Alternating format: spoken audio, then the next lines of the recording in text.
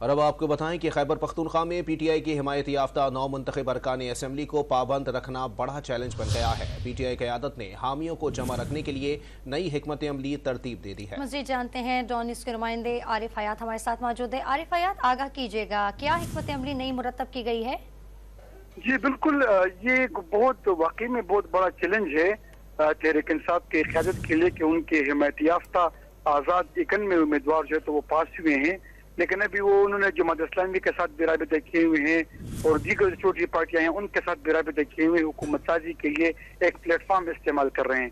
لیکن ساتھ میں یہ کہا گیا ہے ان تمام معزز امیدواروں ارکان کو کہ ان پر ڈیفیکٹیو کلاس لگ سکتا ہے، تو ڈیفیکٹیو کلاس لگانے کے لیے یہ کسی اور پارٹی کا پلیٹ فارم استعمال کر رہے ہیں۔ اگر اس کے بعد یہ پابند نہیں ہوں گے تو ڈیفیکٹیو کلاس ان پر لگ سکتا ہے اور ان کو پھر اپنے سیٹ سے ہاتھ دھونا پڑ سکتے ہیں۔ تبھی مختلف پارٹیوں سے ان کے رابطے شروع ہیں اور پابند کر رہے ہیں، ان کو لکھنے حکمت عملی شروع کی ہوئے ہیں۔ گزشتہ روز جو ہے تو بیرسٹر گوہر کا جماعت اسلامی کے ساتھ رابطہ ہوا تھا، آج اسی سلسلے میں ایک دوسری میٹنگ بھی ہے۔